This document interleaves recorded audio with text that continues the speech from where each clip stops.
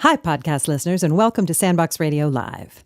This episode, Eclipsed, was recorded in front of a live audience at ACT Theater in Seattle on August 28, 2017. It features new works from writer and performance poet Daemond Arrindell, one of our favorite regular guests, the Drunken Tenor, Robert McPherson, accompanied on the piano by Jeff Caldwell, and more with the Sandbox Radio Players, and music from the Sandbox Radio Orchestra led by composer and music director Jose Juicy Gonzales. So sit back, relax, and experience Totality with Sandbox Radio Eclipsed. Sandbox Radio, we'll stay all day. In the backyard we'll play. Jump into our sandbox. We build castles and kings. Words become things. Sandbox Radio. Sandbox Radio. Sandbox Radio. Sandbox Radio. Good evening, and welcome to Sandbox Radio!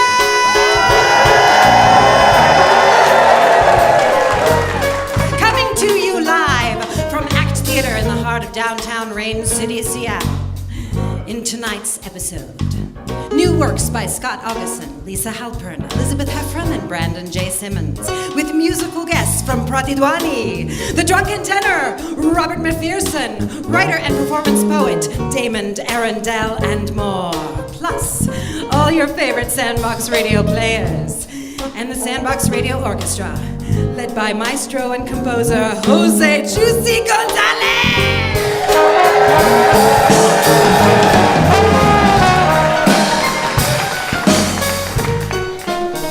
So, sit back and relax as we take you into the world of Sandbox Radio Live. Sandbox Radio.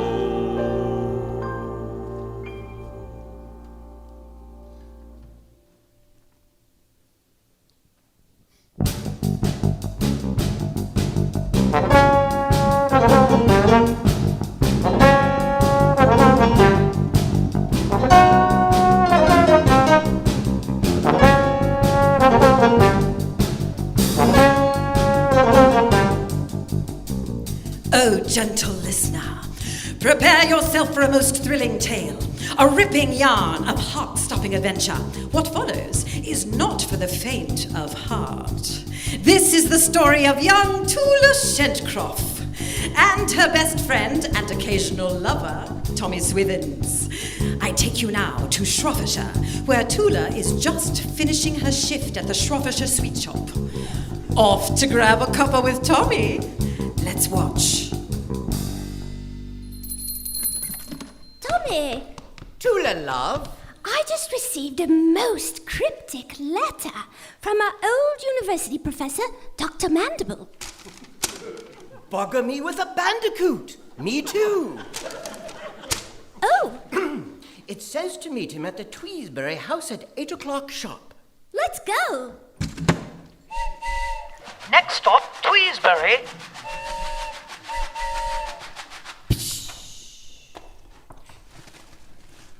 Here we are. Oh, just look at this rococo monstrosity of Gothic neo-Victorian architecture. Ooh, the shivers it gives me.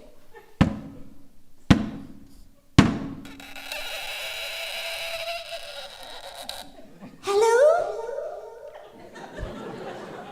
Dr. Mandible? Who is that shadowy figure approaching from the shadowy shadows? Ah, Tommy und Tula, my brightest shining pupils. Professor. Let's get right to the point. I am recruiting you to be part of an elite secret society, the Order of the Eclipse. Order of the Eclipse? Crikey! What exactly does it do? The OOE defends humanity against grave threats. Oh. Do you remember last year's invasion of the spiders from outer space? Who could forget that? Most nasty, those space spiders. And you're saying the Earth was saved by your secret society, this Order of the Eclipse? Precisely. Are the extraterrestrial arachnids back for round 2? Worse.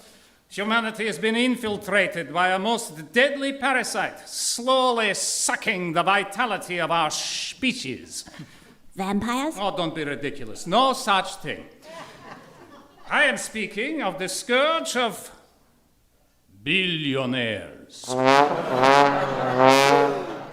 Crikey! Now, if you choose to join my shadowy ragtag band of defenders, you will be my special squad of billionaire hunters. I like the sound of that. Will I get to use my crossbow to shoot a bolt straight into their greedy chests? Could I crush their heartless skulls with my mallet? No, sadly no. We'll be using sedative darts and nets. But the billionaires will be captured and relocated to an island with no telephone, postal service, or internet. But Professor, what if they breed and reproduce? Couldn't they still be a hazard to humanity? Oh, no. All of the billionaires will be surgically sterilized before transport. No little bastard billionaires running around. Phew, what a relief. Tommy? Tula? Eh? Can a human race count on you? Oh, rather. Roger Wilco and all the tea in England. Splendid. We shall begin your training at once. Walk this way. No, this way.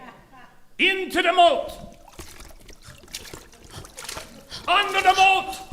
Dive! Dive! Dive! Leap for it.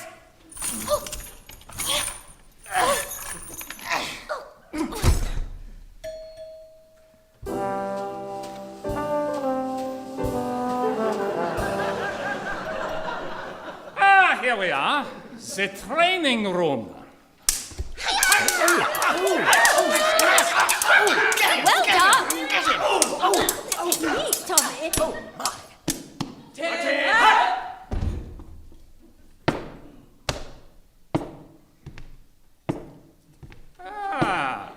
Tula, Tommy, this is Kiki March here. She'll be in charge of sharpening your skills. Just look at you two. Those rich leeches don't stand a badger's chance on the highway. You'll have them choking on their own platinum Amex cards, flying a private Learjet ride to hell. Cheerio. All right, Tommy, you first. I'm pitting you against a mock hedge fund manager. Your goal is to undermine her confidence and swagger. Stay steady, but weave and dodge. Go. Hello, Mom. I'm a reporter for the Business Journal of... I understand you sit on quite a mighty financial empire. Oh, yes, we are tipping the scales toward $1 trillion. You've got some derivatives, don't you? Oh, yes, dozens with more generated every hour. That sounds complicated. Care to explain? Certainly. Let's say you agree to pay me $17.25 per unit pegged to 3 interlocking variables. 1, the price of soybeans. 2, the interest rate on used Buicks. And 3, the rise and fall of the badger population in Wales. We farm out our risk by selling tranches of the now separate divisions. Super complicated. Would you mind diagramming it with this chalk and blackboard? Of course. We either place our exposure off the books onto publicly traded pension funds or zero out the inflationary currency reverse indexes, depending, of course, on the macro exchange rate measures. So, this dotted line is private equity ghosting. Those circles represent a cancelling of charter insurance and... Oh. Do you see what you've done? I've done nothing. Silly scribbling. Go away now. You've drawn an object that can't exist in real space-time. Oh, My God, if money isn't real, I'm not anything. There is no reason for my existence. I'm but a shadow on the moon, a cry in the wind. It's all collapsing in on itself. The pyramid cannot sustain.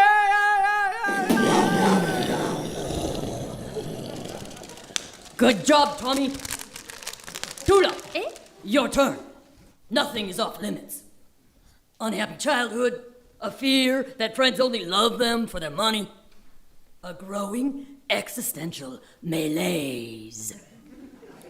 Hello, am I mistaken, or didn't you and I go to school together? Oh, yes, I think so. I can spot a quality upper cruster a mile away. Those were good days, weren't they? Oh, the best. The whiffer-poofery, the tasty puddings, midnight punting on the Thames. And all that secret sex with your fraternity brothers. What? No. That didn't happen. You don't understand. Well, maybe we drank a little and didn't remember. But no, it wasn't like that. But it was. Winston Bennett Swellsbury III. Winston. Oh, my dear Winnie. My one love. Oh, I'd give everything I own. My mansion, my yacht, my 3 shitty children, for one more night with Winnie. Well done. I'd say you two are ready for the field. And before you can say Bob's your uncle, Tula and Tommy were on a mission to flush out a nest of pernicious billionaires who were holing up in a ridiculously expensive and obscenely decorated restaurant. Oh, Tommy! I was just in the ladies' loo. There's a solid gold toilet. Just think about that. You've got a shiny gold surface, quite pretty, really. And then why would you want to go and smear that with... Shh, Tula! We have our target in sight. Salty. What is he eating?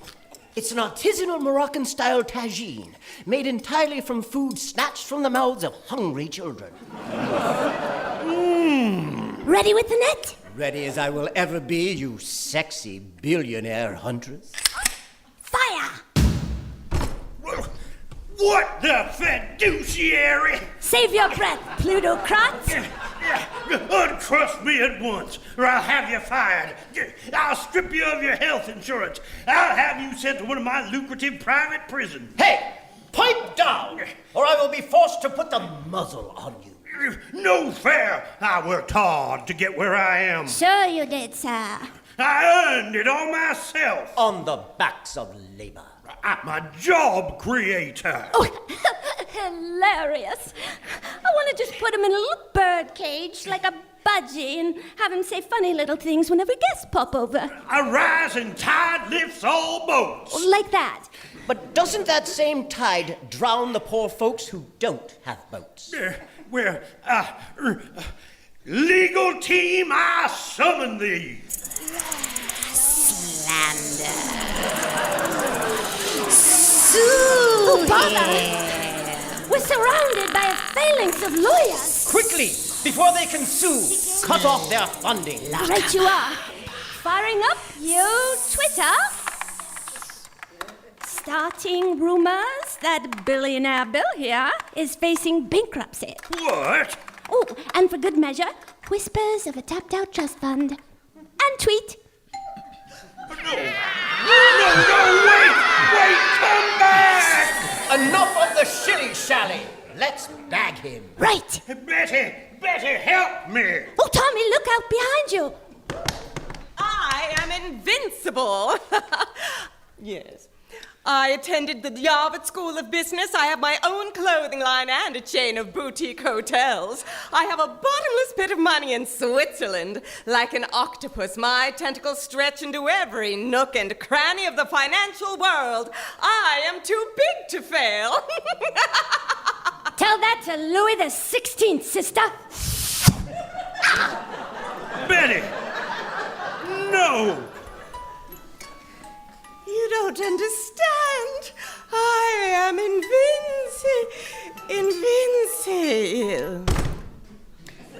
Sorry, love.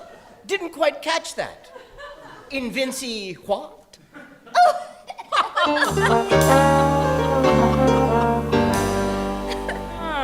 Well done, Tommy and Tula. Oh. You certainly made short work of that festering wealth nest. You have earned a rest. We'll pass on the holiday, Professor. Yes, we're eager for our next assignment. All right. Better pack your swimsuits. Ooh. You two are off to the Cayman Islands. Oh. Tune in next week for Tula and Tommy's next adventure, How to Bury a Billionaire. Crikey! Tula, have you ever seen so many jewels or so much cocaine in one place? Tommy, look out! Real estate mogul coming up fast on the starboard side. Tula, be a dear and hand me my crossbow. Oh, Tommy, you wicked thing.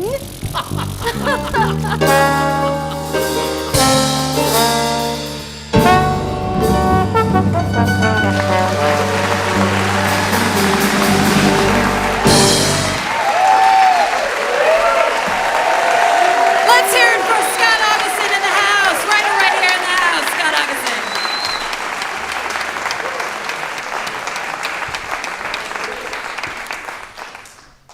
And now this, a sonnet from one of our favorite collaborators, Edgar Allan Poe. Science,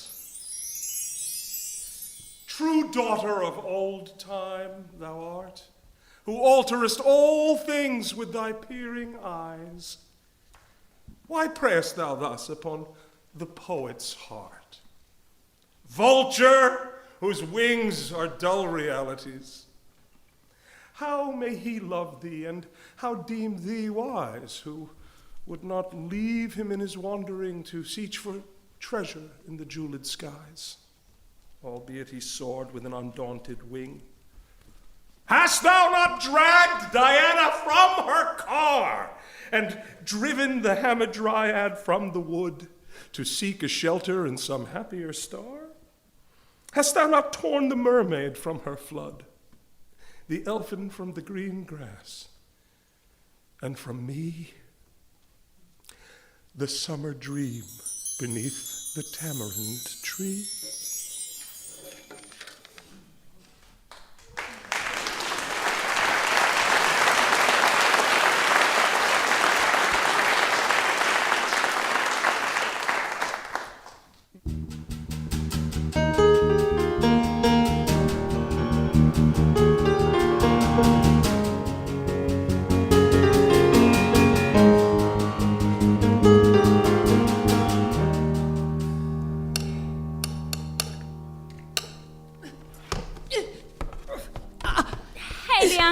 Front door is open. You could have just... I know, but climbing through your bedroom window is way more rock and roll, don't you think?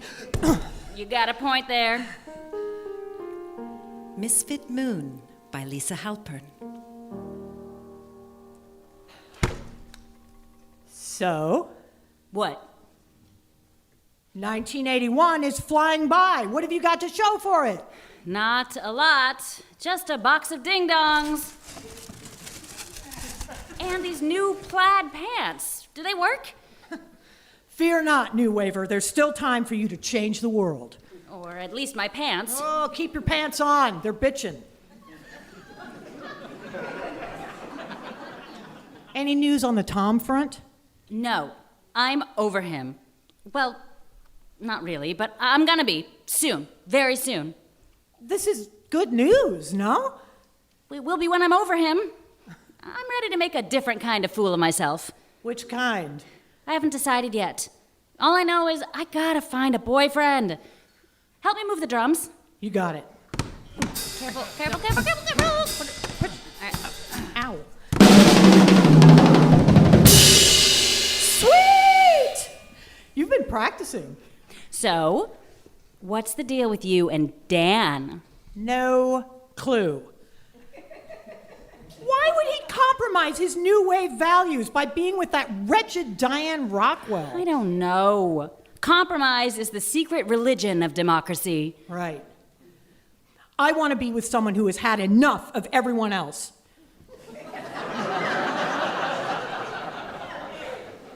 I wish I could stop thinking about him. Wouldn't it be cool if there was such a thing as a mental weight loss clinic? Those of us who think too much could take a load off. Oh, yes! Sitting on my head. The front door is open, fools. The window is a way more macho entrance. So true. Hey, Mark. Kurt. You ready to rock? I was born to rock. I am a rock. I am an island. Yes, you are, my friend. All right. Before band practice officially begins, let us share a reverent moment in memoriam. Gather in a circle, people. Okay. Yeah, circle up. I'll light the candle. We invoke the spirits of all the great and creative souls no longer with us in honor of our dear John. 1 year ago today, John Lennon left the planet. Our candle symbolizes the light he brought with his music and his activism for peace. John, you rock.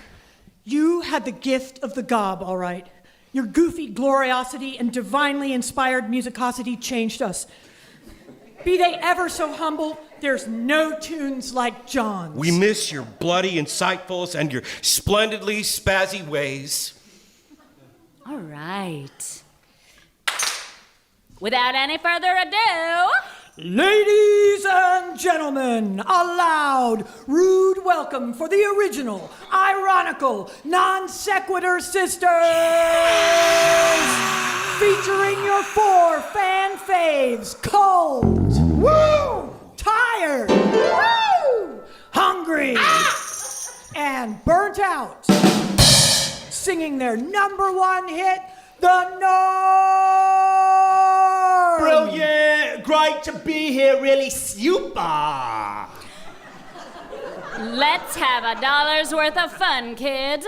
A 1, a 2, a 1, 2, 3, 4. We're talking about the norm.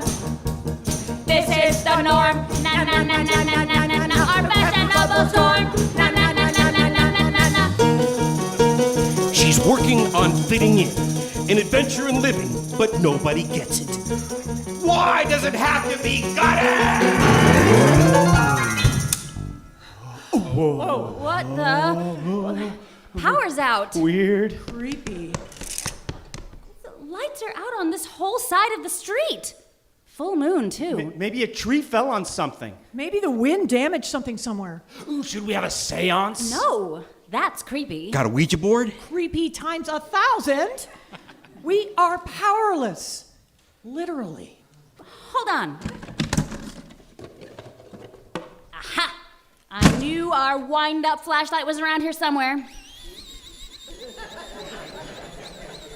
Voila! Let there be light. Better? Freaking A. That's a start. I'm still creeped out. Someone distract me. Okay, well, I think I'm gonna get my hair cut tomorrow. You don't need to cut it. You need to spike it. My hair won't do that. Well, it will. You just have to convince it. My hair and I aren't on speaking terms. I can't convince it of anything if it won't listen to me. It'll listen to this. Aquanet? My mom uses that stuff. No way, Just wait a minute. Let me just... Stop! Ow, it's in my eye! Ow! There. Hey, I look like Johnny Rotten! You look more like his kitten. Yeah, kittens are cute. I'm in a crappy mood. Me too. I bet it's the full moon. That always messes with my mind. What does the moon have to do with it? The full moon affects everything. The way we feel, the way we communicate, the pants we choose. People can experience dramatic changes in mood and behavior. Are you making this up? Not even. When the moon is full, everyone gets all stressed out, oversensitive, totally frustrated, and you're way more likely to get in a fight with someone. Seriously? Yes. My sister works in a clothing store, and she says every time it's a full moon, all the crazies come out of the woodwork. Like bonkers. Well, I feel bonkers now. Everything bugs me. Me too. Okay, I have an idea. Does it have anything to do with toilet papering Dan's house? No, Dingleberry. Let's play bedbugs. Never heard of it. That's because I just made it up. We take turns bouncing on the bed and saying everything that bugs us. I feel I will excel at this game. Ladies first. Kurt. Oh, nice. Why are girls so confusing? All right. Why doesn't my mom make anything besides tuna casserole? Why do school days last forever, but Saturday and Sunday are like the shortest days ever? Long but true. Why is it so hard to just be me? These are the eternal questions. Yeah, I ask myself that like all the time. Oh my God! What's wrong? No, nothing. This Elvis Costello record. Oh, you got his signature on it? Oh, you're my new hero. You are my true friend, so it's only fair that I tell you my dark and darty secret. Ooh, the dartier the better. I forged it. See? In my mind, Elvis and I have a excellent friendship. I like to imagine he came over to my house and signed it. Then we ate Twizzlers and listened to Iggy Pop. Did I totally just lose your respect? On the contrary, extra credit for creativity. And how did you score the record? I read it wasn't going to be released until summer. Bootleg. Oh, man. Ding dong. Thanks. Your mom is so cool. She totally is. But how do you know? Well, she lets you keep the ding-dong box in your room. No, she doesn't. Nice.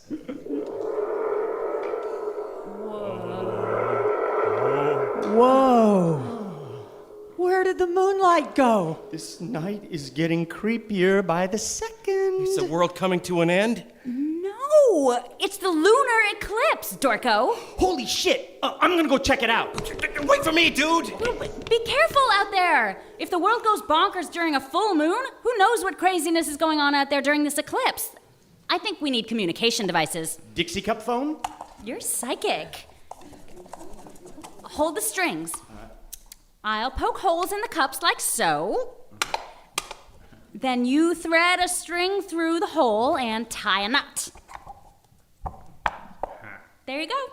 Now you can alert us in case something terrible happens. Oh, nothing bad is gonna happen. Or you suddenly realize you love me.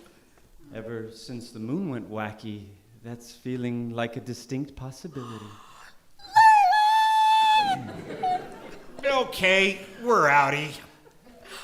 Buh, as in bye, boys.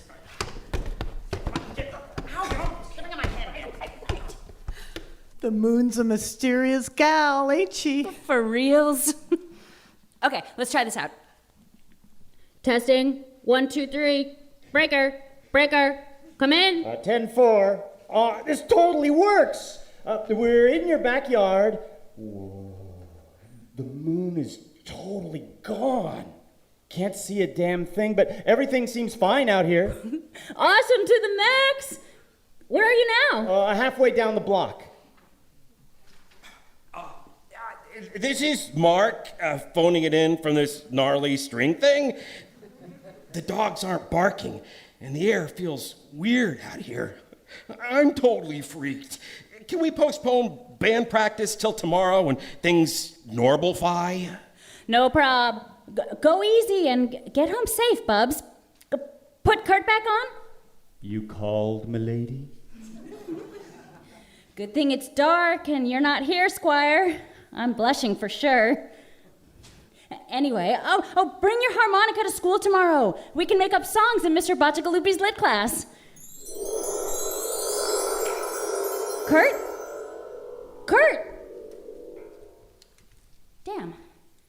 out of range. Slumber party? Yes, please.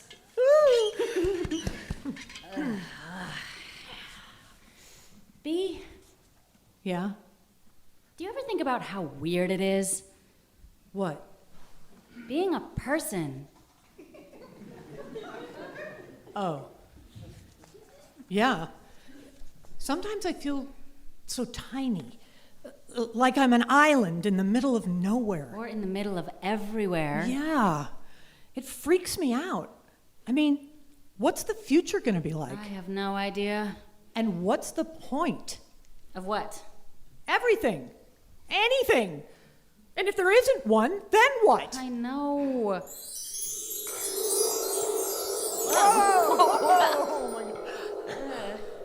Power's back on. Weird. Freaking misfit moon. Let's leave the lights on for a while, okay? Good idea. What an awesome night. No doubt. And was it my imagination or... Nope! You totally have a boyfriend. Wow. Who knew that your best boyfriend could be your actual boyfriend? That is so new wave. B, will you be my best friend till we're way too old to wear tight pants? I thought you'd never ask. But please, honey, I'll always wear tight pants, no matter how old I am. Night, Lumpy. Night, beeswax.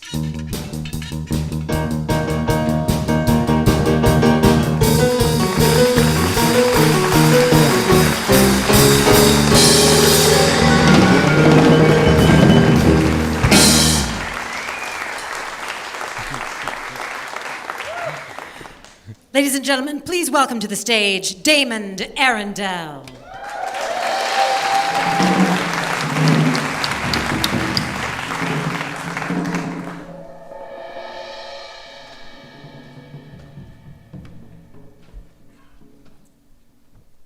Eclipse. The event upon which the moon will grant a shadow to lose or find ourselves in. A grand state of black. Last week, a whole country of people were aware of the black, welcomed the black, traveled far and wide to see the black, overwhelmed and overjoyed by the black, wanted to be in the black, surrounded by the black. I guess it's easy to want to be black when everything is the new black. Shiny as an LP spinning at 33 RPM in the hipster-owned record store on the formerly black block in the formerly black neighborhood. But do you know what comes back around for black? That needle scratch leaves grooves deep as the river. Don't nobody want the old black. People want the Jimi Hendrix kind of black, the psychedelic star-spangled banner by your own rules black, the sparkled glove moonwalking Grammy-winning black, not the dark-skinned big-nosed self-hating black, not the Jim Crow black, segregation black, poll tax pants separate but equal black, the happy smile shuffling tap dance black, not the minstrel show burnt cork black face black, not the yes sir boss black, not the whistle at a white girl and end up a cautionary tale black. When black folks all around you done fought to gain a piece of the real estate that's been redlined and sold off and sold off and sold off for centuries. When the folks that lay claim to its legacy got that shit on layaway but don't ever get to put more than a bit of change down each month and interest rates ain't no joke 'cause don't nothing change. Then I guess being black is like putting on a pair of snow pants to brace against the cold when you're already fully dressed. And you just love your accessories. Been sliding on kimonos and dashikis and headdresses and dreadlocks for Halloween and theme parties like characters you can switch in and out of like accents, like a downpour of a storm. Except you get to decide when it's time to come in and take shelter from the rain.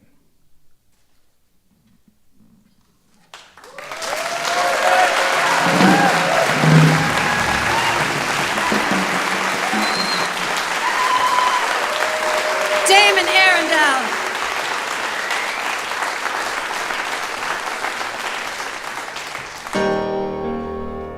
Sandbox Radio. Sandbox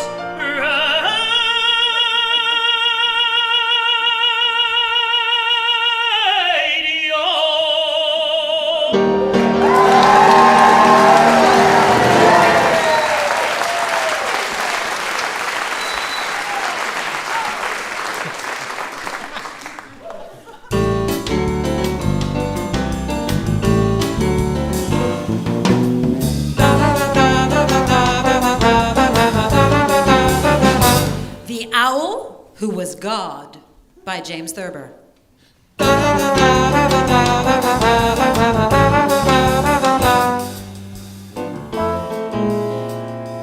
Once upon a starless midnight, there was an old owl who sat on the branch of an oak tree.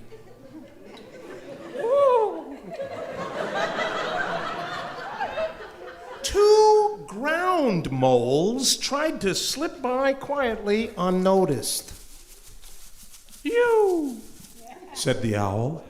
Who? They quavered in fear and astonishment. For they could not believe it was possible for anyone to see them in that thick darkness. "You too," said the owl. The moles hurried away and told the other creatures of the field and forest that the owl was the greatest and wisest of all animals. Because he could see in the dark. Because he could answer any question. I'll see about that. said a secretary bird. And she called on the owl one night again when it was still very dark. How many claws am I holding up? Said the secretary bird.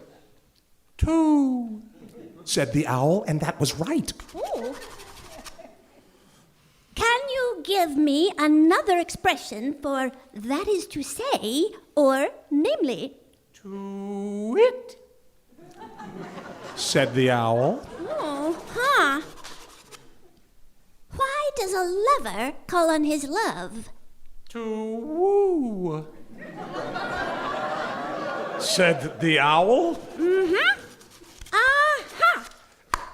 The secretary bird hastened back to the other creatures and reported that the owl was indeed the greatest and wisest animal in the world because he could see in the dark and because he could answer any question. So, can he see in the daytime too? asked a red fox. Mais oui, can he see in the daytime too? Echoed a French poodle. Now, all of the other animals laughed loudly at this silly questions, and they set upon the red fox and the poodle and drove them out of the region. Then they sent a message to the owl asking him to be their leader. When the owl appeared among the animals, it was high noon, and the sun was shining brightly. He walked very slowly, which gave him an appearance of great dignity. And he peered about him with large staring eyes, which gave him an air of tremendous importance. He's God! Cried a Plymouth Rock hen, and the others took up the cry. So they followed him wherever he went.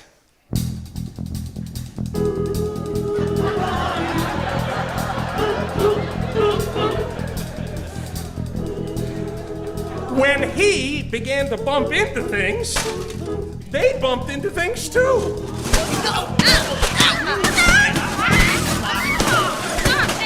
Finally, he came to a concrete highway, and he started right up the middle of it, and all the other animals followed him. Presently, a hawk, who was acting as a scout, observed a truck coming towards them at 50 miles an hour. And he reported to the secretary bird. Oh! And the secretary bird reported to the owl. There is danger ahead, Said the secretary bird. To wit? Said the owl. Aren't you afraid? Said the owl, for he could not see the truck. He's gone! Cried all the creatures again, and they were still crying. He's gone! When the truck hit them and ran them all down.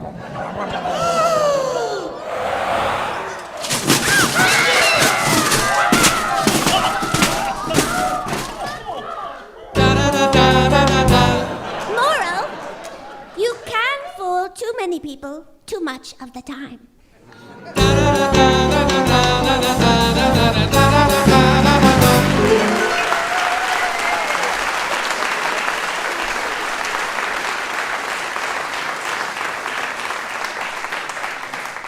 Our presentation is a song called Albela Sajan, which is based on a rag called Ahir Bhairav, which is usually sung, which is always sung, should be sung, during the morning at dawn. And it's the mood of the song is devotional and spiritual, so enjoy.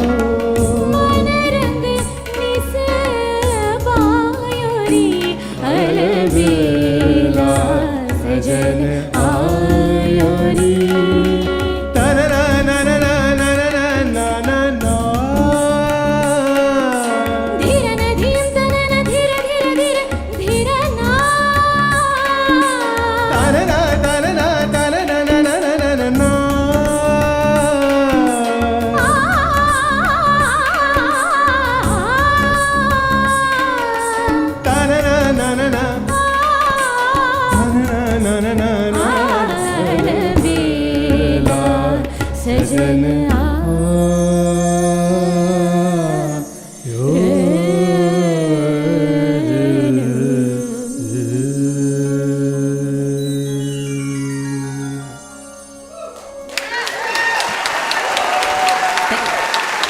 you. The artists of Pratidhwani, everybody! Thank you. You've been wonderful. This is Sandbox Radio. Subscribe to the podcast in iTunes and Stitcher and help other people find us by taking a moment to post a review. It really does help. Follow us on Facebook and Twitter for the latest news on our upcoming live shows. Coming up in the second half of Eclipsed, the drunken tenor Robert McPherson puts his spin on the Eclipse aria from George Frederick Handel's opera Samson. But first, a new play by Brandon J. Simmons.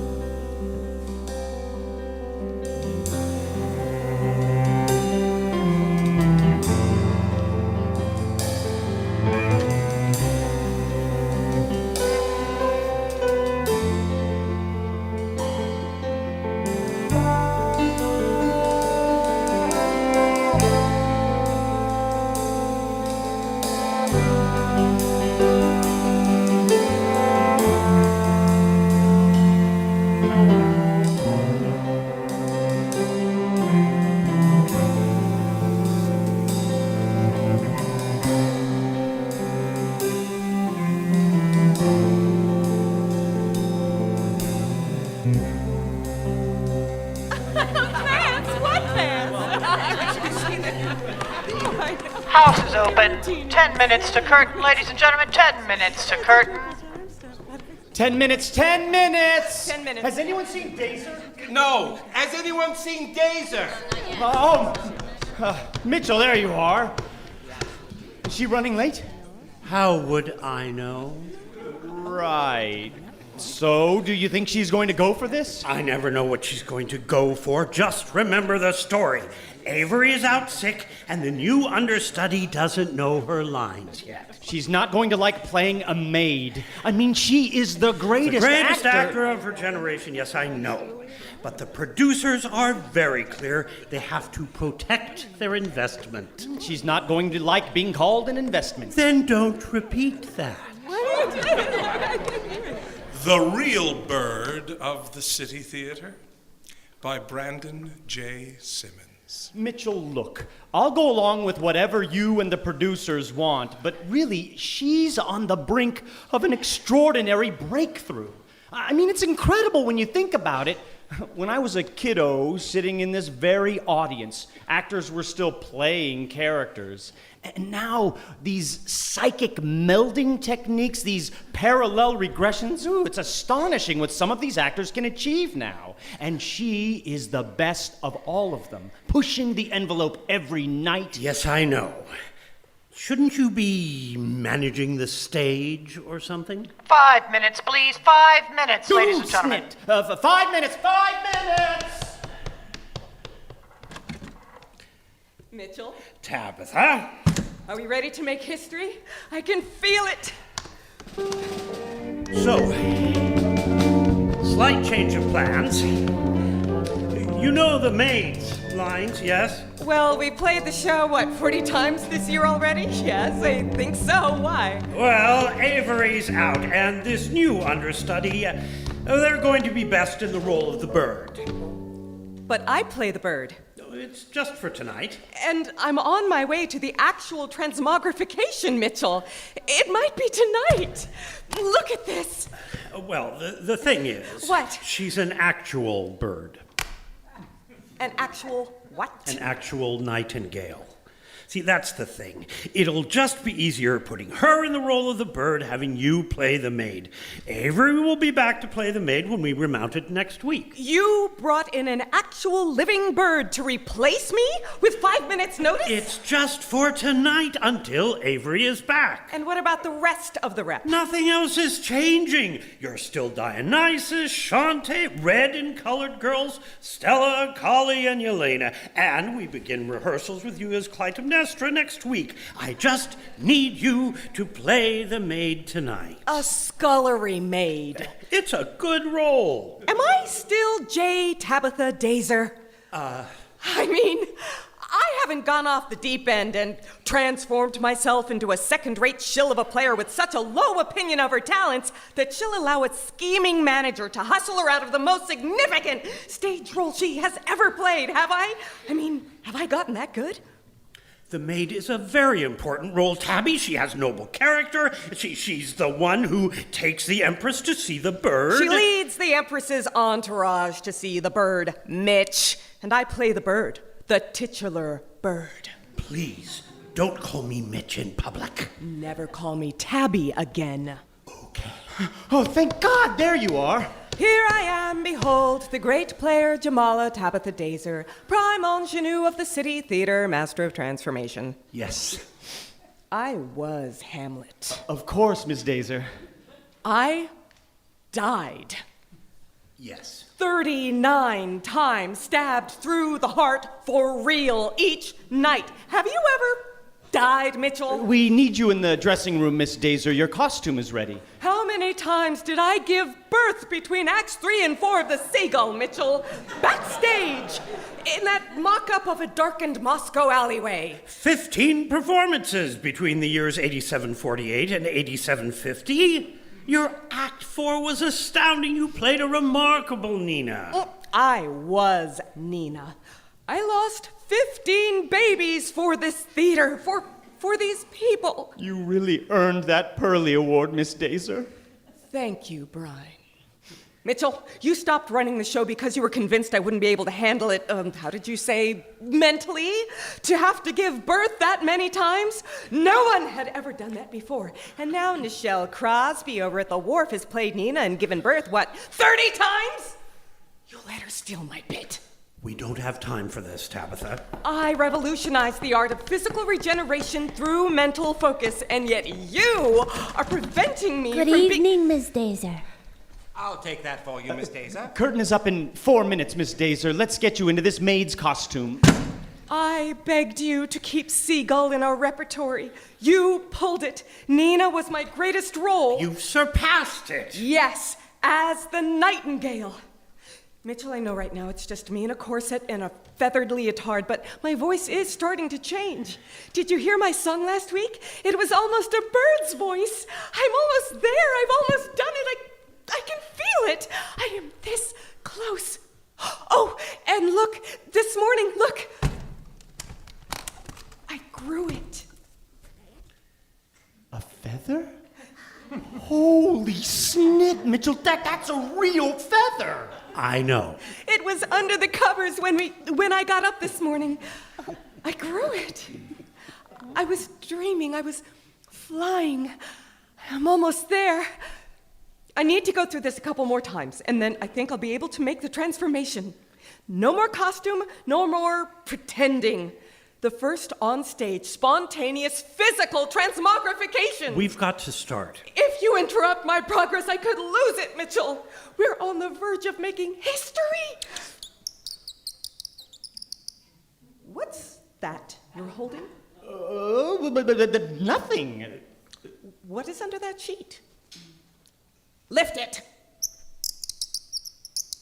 Ah, it's a new little star. An actual bird. How vulgar. If you'll step into this, Miss Dazer. Mitch, we are the City Theater. We have the technology and the talent. Why is this bird really here? Arms out, please. Look, I can't explain it right now. Curtain in 2 minutes. Can we please just get ready, oh transformative one? 1 minute, please. 1 minute. You owe me an explanation. I know, just not now. Trust me, please. I will not be eclipsed by some sparrow. 1 minute, Miss Dazer. You push yourself too hard, Tabby. It's not safe. What if you can't come back? We can't lose you. I can't lose you. Mitch. Look up, please. What happens when we do rhinoceros? Or Paradise Lost? Are you going to become Satan? Or worse, are you going to become God? Look, we just need to take stock. Slow down. I will not slow down. Places. Nightingale, Act 1. Places. The producers need to protect their investment. The Aces, actors, Nightingale, Act 1. Investment.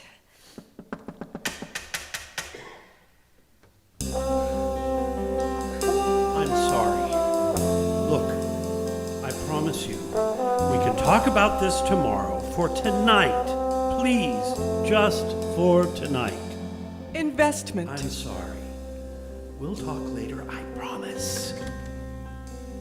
Here, take your earpiece. And your cap, Miss Dazer. Brian will be on book for you.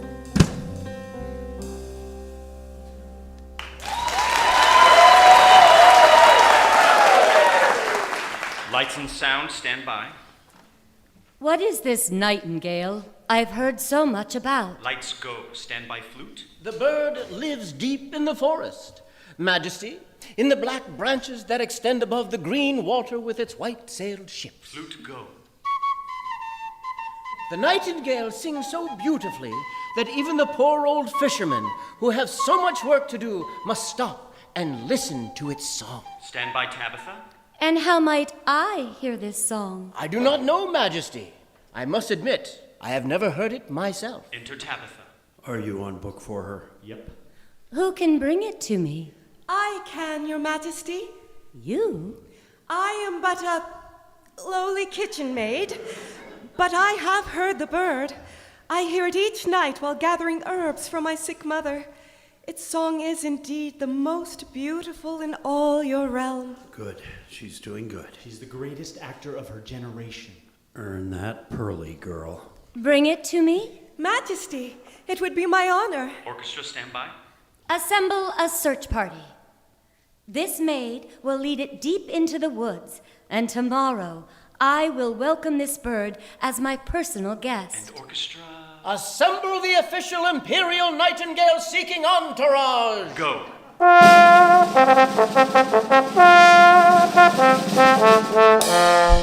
Stand by real nightingale. Why wait? Wait. What? Oh. Majesty, Miss why Dazer, wait? Miss Dazer, your line is... It would do me dishonor to make my empress wait. I will show you the nightingale now. We can wait until morning to hear this magnificent... No. No, stand by real nightingale. Your entrance is in one page. Are we jumping cues? What is she doing? She's improvising. Damn it. We beg your pardon. No, it is I who beg, Majesty. I am your Majesty's most humble servant, and I have that within me which will not be denied. I have died for you, your Majesty. I have birthed children for you, gone mad, broken my bones, and mended my own bleeding heart. No! Tabby! I have loved you and made love to you, done unspeakable things for and to you, served and honored you in many forms. I shed my blood for the city, for this royal audience. I am your devoted servant, and that brings me great glory, but my power will be denied no longer. For my love is as great as your majesty, and this body, my voice, this self, is nothing. Behold, I am your nightingale. Tabby! No!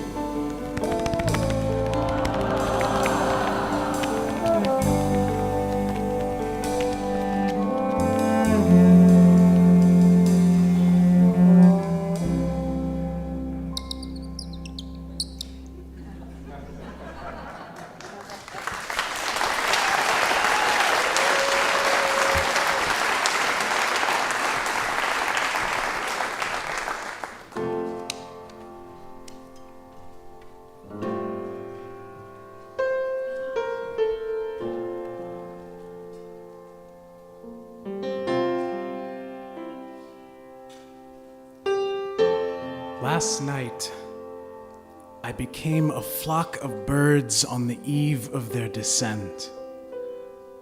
Last night, I was a murder of crows. Now, to be a murder of crows is to not know if you are magic or dreaming. A flask of ringtones or a canvas of teachers. A worship of poets or a cash box of planets.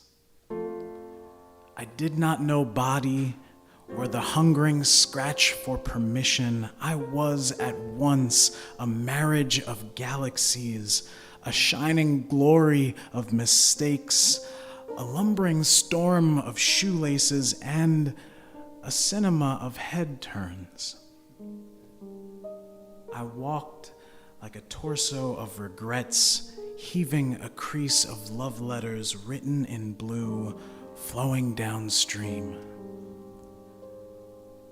I chose to live as a river of ripped journal pages, a sprain of tears spilling into a spectacle of wringing hands.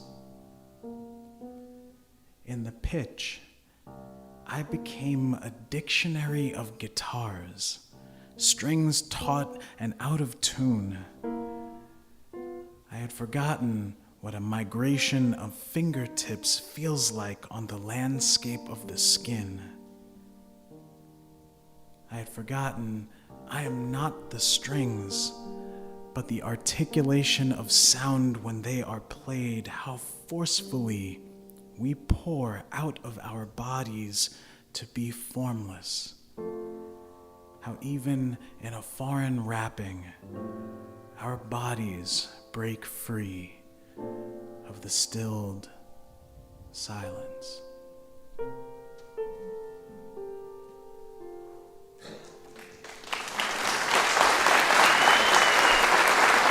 Daemond Arrindell, everybody.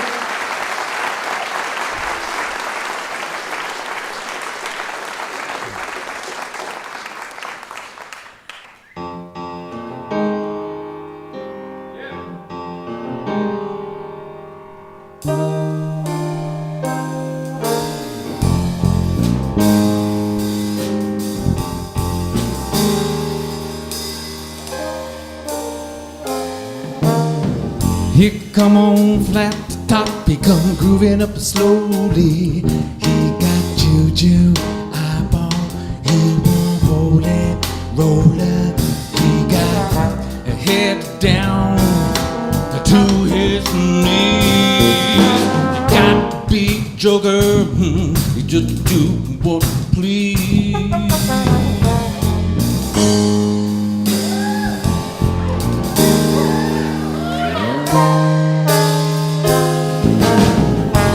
Wearing a shoe shine, he got a toe jam football. He got a monkey finger, he shoot a Coca-Cola lover.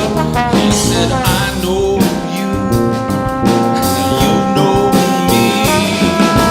One thing I can tell you is that you gotta be free. Come together right now, over.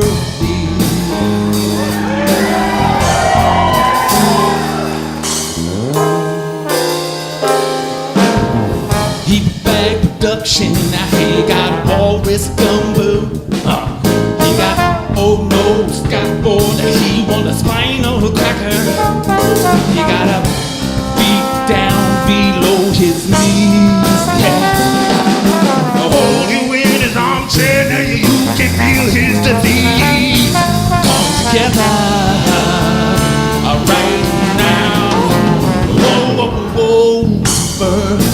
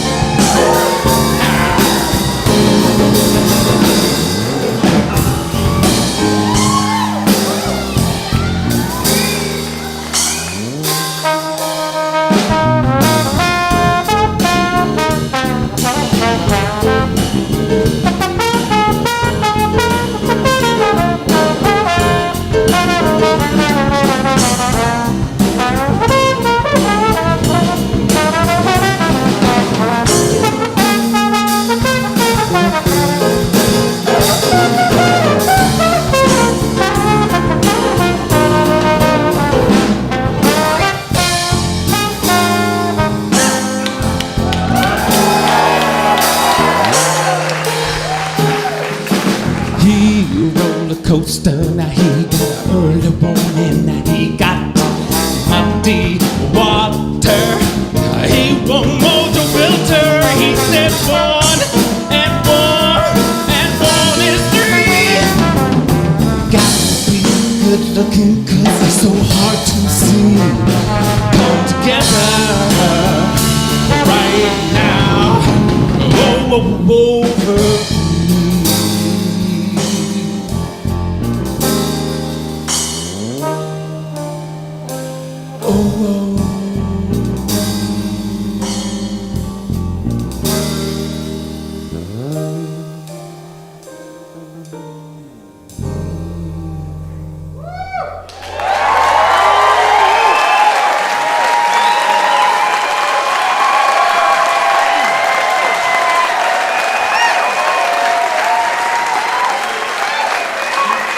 Jose Juicy Gonzales. That is Dave Pascal on the bass, Chris Monroe on the drums, and Dave Marriott on the trombone.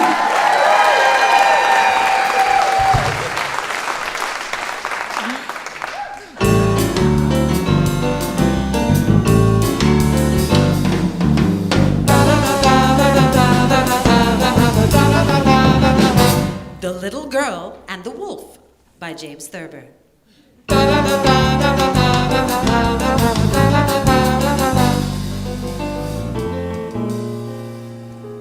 One afternoon, a big wolf waited in a dark forest for a little girl to come along carrying a basket of food to her grandmother. La la la la la la la la la la la la la la. Finally, a little girl did come along, and she was carrying a basket of food.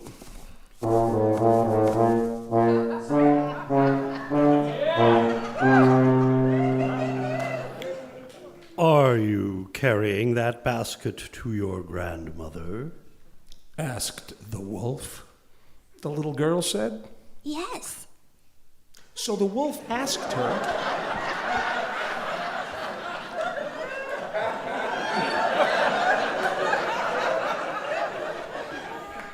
The wolf asked her where her grandmother lived, and the little girl told him. And he disappeared into the wood.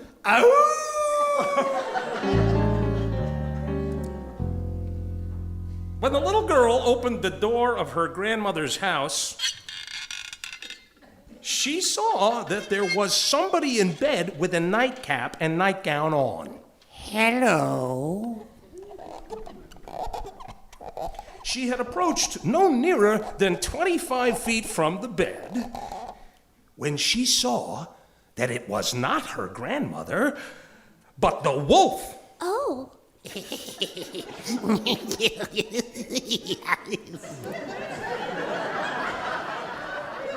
For even in a nightcap, a wolf does not look any more like your grandmother than the Metro Goldwyn lion looks like Calvin Coolidge. So, the little girl took an automatic out of her basket and shot the wolf dead.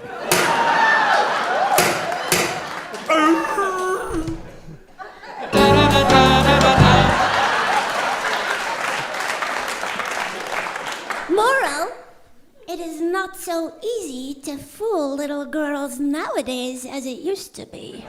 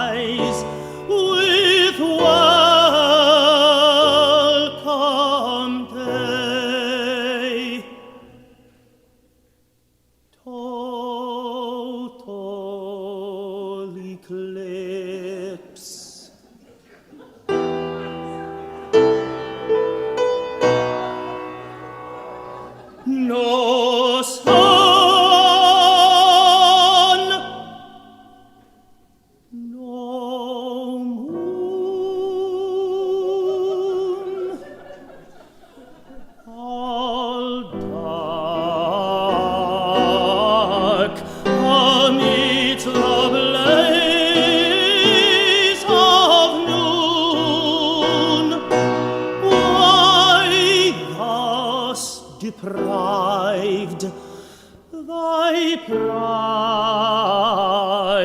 decree. Sun, moon, and stars are dark to me. Sun, moon, and stars. Sun, moon, and stars are dark to me.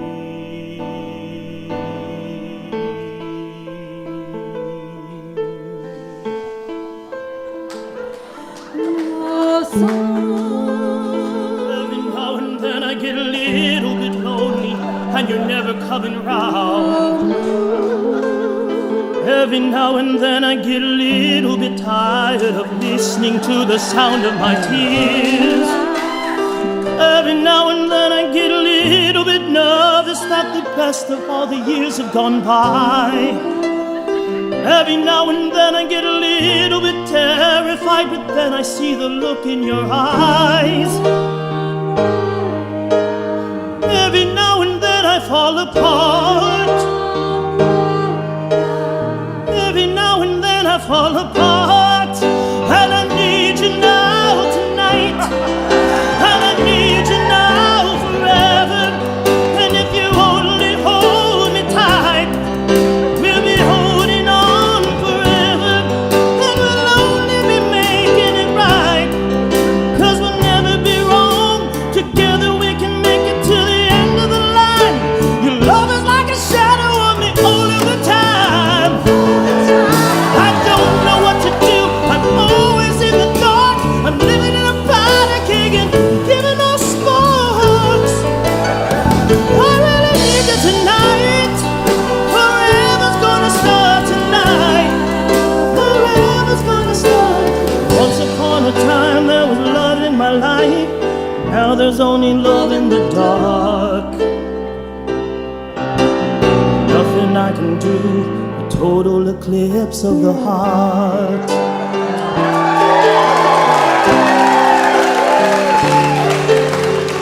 Once upon a time there was light in my life. Now there's only love in the dark. Nothing I can say. A total eclipse of the heart. Turn around, bright eyes. Turn around, bright eyes. Sun, moon, and stars.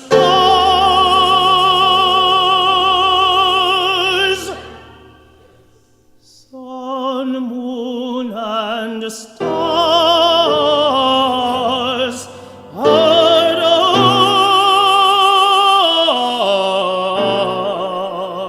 dark to me.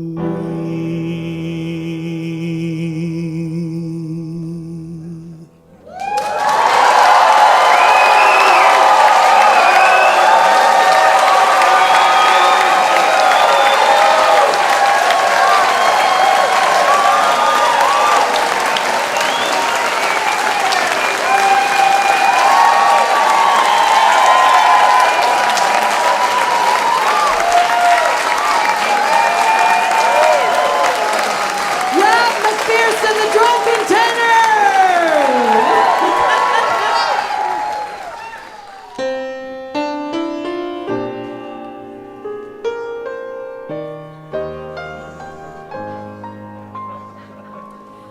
You're listening to Sandbox Radio.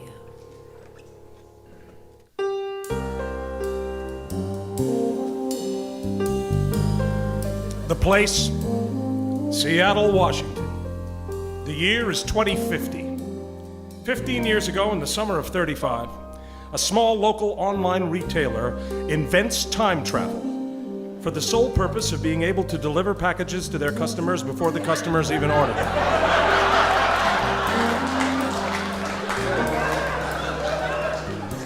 The technology works. But the returns process is thrown into chaos when customers, instead of returning items they don't want, simply don't order them in the first place.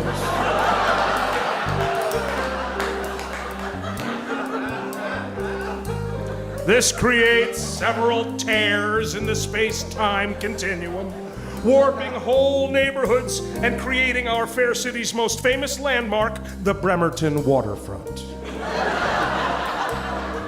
Time travel is swiftly outlawed by the Sissy Pants Anti-Innovation City Council. And you all know the rest. When time travel is outlawed, only outlaws will travel through time. That's where I come in. I'm what they call a doc. When someone makes a temporal sidestep and screws something up, I make it all better.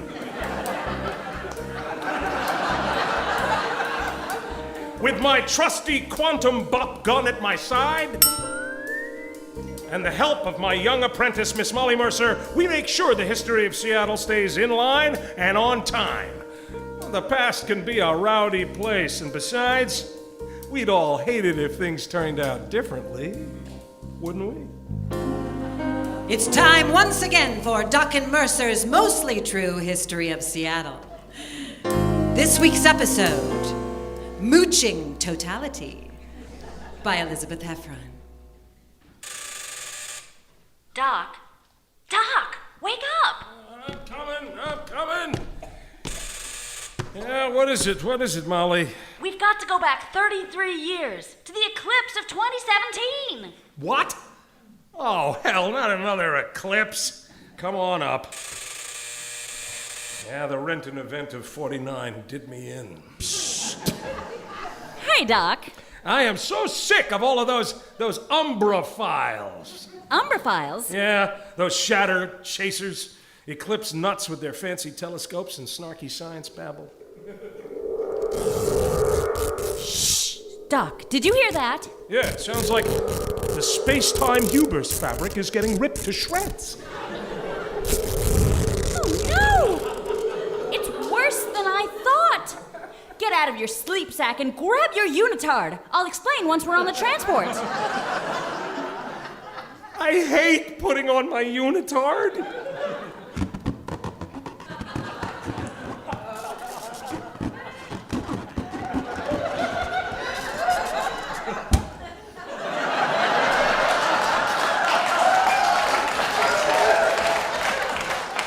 Who came up with this outfit anyway? The Time Travelers Movement Coalition, you know that. So we can slip through string theory like a knife through butter. Like butter, huh? Why are you so down, Doc? How'd your date go last night? She just doesn't seem to get an old-fashioned guy like me, Molly. I suggested a picnic and a campfire. She wants some hologram encounter with this third individual. Whoa.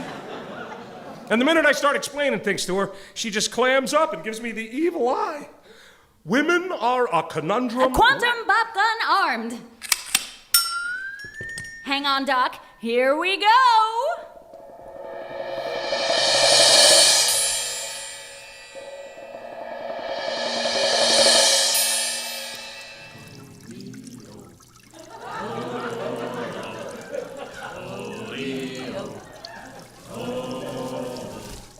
Yikes!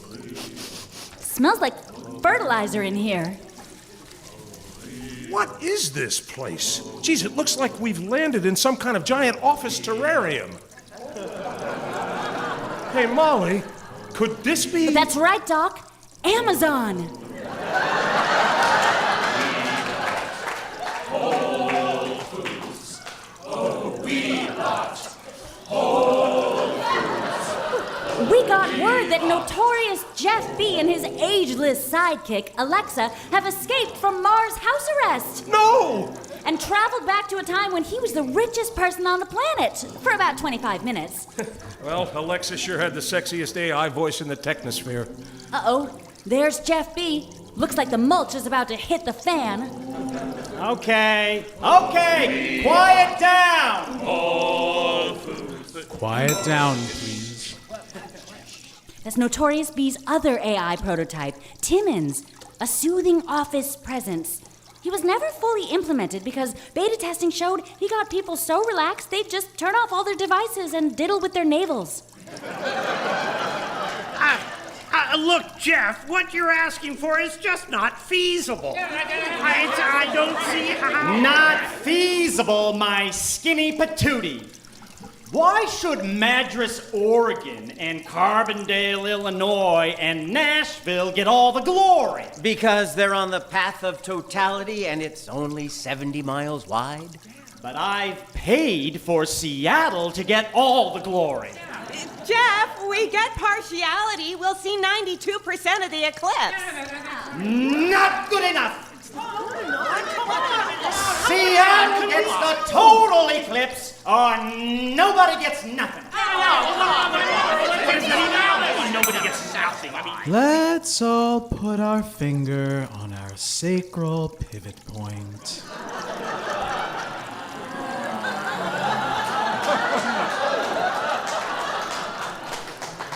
Hey, psst, Molly, who's that quiet group by the ficus trees with the untucked shirts and the dark shades and the pocket protectors? According to the Googleizer, they're NASA experts on eclipse relocation. Hold on. Eclipse relocation? You can't move an eclipse. Doc, remember, this is 2017 when reality could be mooched. You say anything enough times and use plenty of expletives and bam, it becomes true. Okay, look, Jeff. We're willing to work 80 hours a week and never use our free gym memberships and be superhuman employees, but there's no way we can do this. You're asking us to literally move the sun and the moon. Just a tad. It wouldn't take much. I don't see how.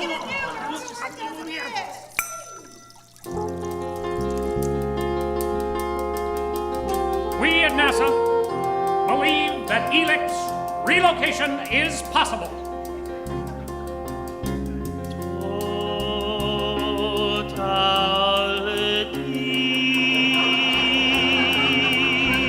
We believe eclipse relocation is possible.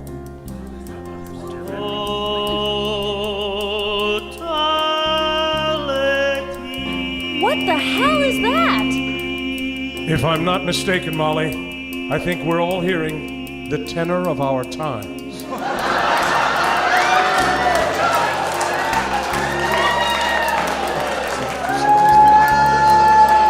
The who? That's what it is. Timmins fully reconstitute the tenor. Tenor reconstituting.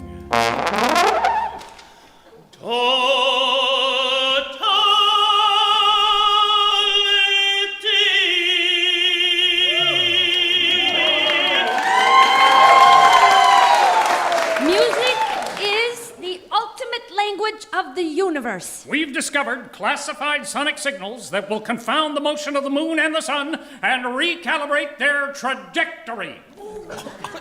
Hey, Molly, they can't do that, can they? I'm not sure, but amazing things have happened during the awesome power of total solar eclipse. Like, did you know that no one was able to prove Einstein's theory of relativity until the eclipse of 1919? Refresh me. Using measurements collected during a solar eclipse viewed off the coast of West Africa, Sir Arthur Eddington was the first to experimentally prove Einstein's theory. Psst, Timmins, reconstitute Sir Arthur Eddington. As you wish. Yes, it's obvious. You see, Einstein's theory holds that gravity is not so much a force as a spatial distortion of space-time. Thus, one could interpolate that the images of stars could shift and bend when large bodies, such as the sun, pass near them. Therefore, when I measure... Thank you, Sir Arthur. Certainly. So, because of a solar eclipse, Doc, the theory of relativity was proven, and Einstein was propelled from the obscurity of the patent office into a scientific superstar. Yes, it's all coming back to me. And then, of course, there's the Allais effect. The Allais effect? In 1954, Maurice Allais discovered that during a total eclipse, the behavior of a pendulum will change as the sun goes behind the moon. Plus, there are temperature drops and strange animal behaviors and... West Coast first contact is predicted in 2 minutes. No time to lose. Aim the tenor towards the Oregon coast. We've got to draw the moon northward now. Pardon me, but where's my dressing room? There is no dressing room. You've got to sing those notes we taught you now. But my dressing room is in my union contract. We don't believe in unions! 60 seconds until first contact. We'll work the dressing room deets out later, Rob. For now, just sing your ass off. Sing, sing, sing, sing, sing, Come to me, totality. Come to me, totality.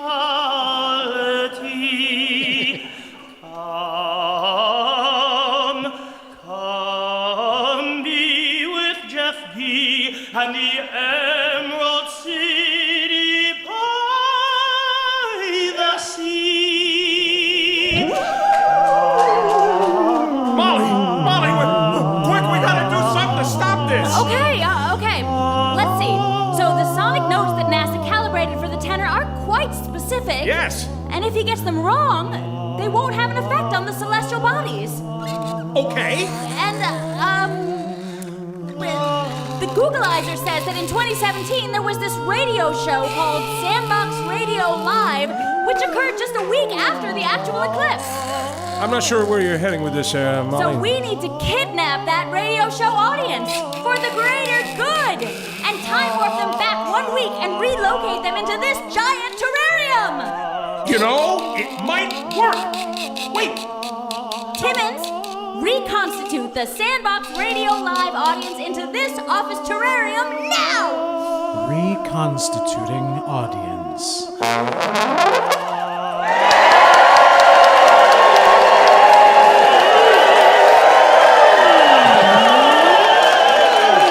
Now, Doc, do your thing! Cajole the audience! We've got to get them to sing louder than the tenor is singing and break the pull of his sonic attraction! All right, I got you, Molly. Hello, audience. We're gonna need you. You all look fantastic tonight, but we've got to have you sing "Twinkle, Twinkle, Little Star" as loud as you can. Just sing it when we show you the cards. Are you ready? Give them an intro. And twinkle, twinkle, little star.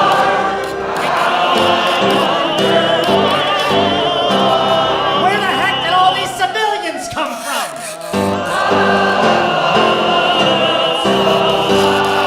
No, they're affecting our sound calculations. We're losing the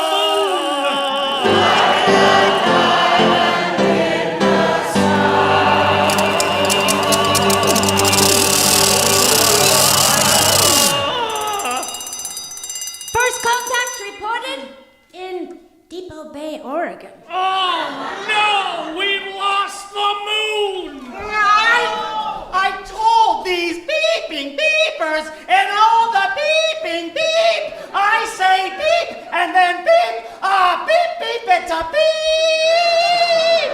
Oh gosh darn it. Let's all imagine a mindfulness ball above our heads, swaying gently back and forth, back and forth, back and forth, back and forth.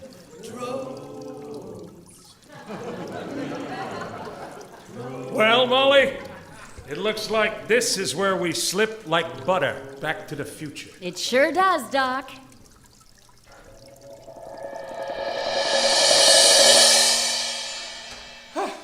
I gotta say, there's no I in team. You were great today. Congratulations. Thanks, Doc.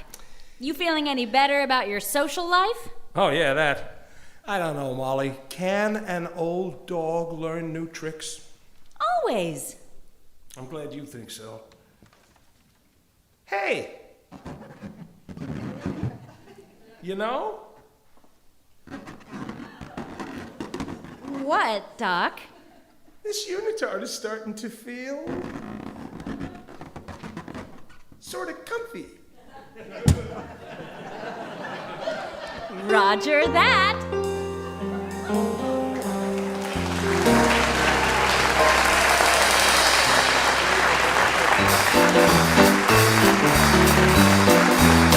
It's really been swell. It's really been great just to be with you on our Sandbox date. Oh, say it ain't true. Oh, say it ain't so. That the show is done and it's time to go. Well, that's our show for tonight.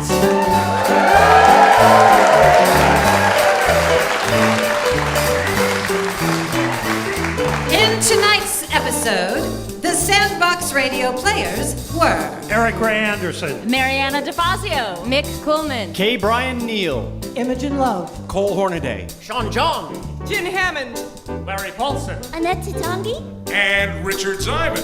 And I'm your host for Sandbox Radio, Leslie Law.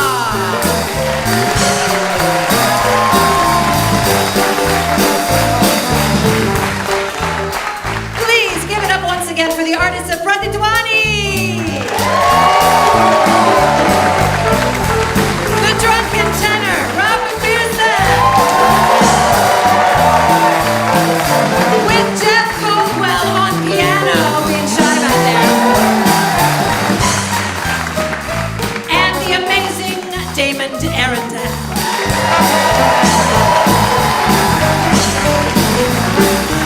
Tonight, the Sandbox Radio Orchestra was Chris Monroe on drums, Dave Pascal on the bass, Dave Marriott on the trombone, and on the keys, our maestro and composer, Jose Juicy Gonzales.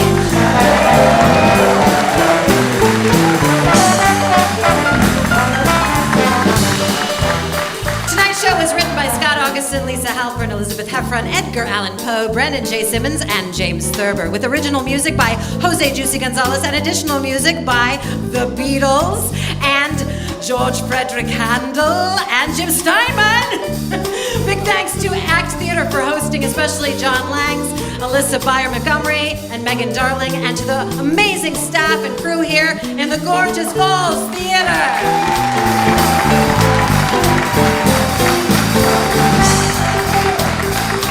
Our stage managers tonight were Susie Butler and Elizabeth Burton, with our production assistant Teresa Micheletti, and the show was mixed live by Max Langley back there and recorded by Brian Moynihan. So, we're bringing out our lyric cards because now's the time of the show when we always love you guys to sing along. Come on, all of you vets, sing loud and proud so the newbies are gonna chime in. I think you picked up the tune. Ready? Ready? Here we go. It's really swell. It's really great. Sing with you on a Sandbox day. Ain't it true? Ain't it so?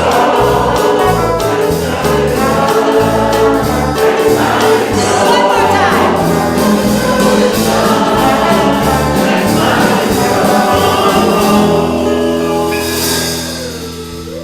That the show is done and it's time to go. Good night, everybody. We'll see you at Halloween.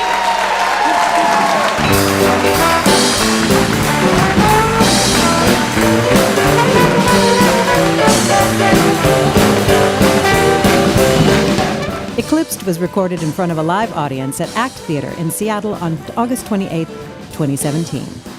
The episode was written by Scot Augustson, Lisa Halpern, Elizabeth Heffron, Edgar Allan Poe, Brandon J. Simmons, and James Thurber. The show was sound engineered by Max Langley, recorded by Brian Moynihan, and this podcast was mixed by Dave Pascal. Find out where you can catch more of Robert McPherson at thedrunkentenor.com. Seek out more from Pratidhwani at pratidhwani.com. That's pratidhwani.com. And follow poet Daemond Arrindell at stumblingtowardsgrace.tumblr.com. Follow Sandbox Radio on Facebook and Twitter and find the recording archive of our past episodes at sandboxradio.org. I'm Leslie Law, and on behalf of my co-producer, Richard Ziman, and all of us here at Sandbox Radio, we hope to see you at the next live show on October 30th, and thanks for listening.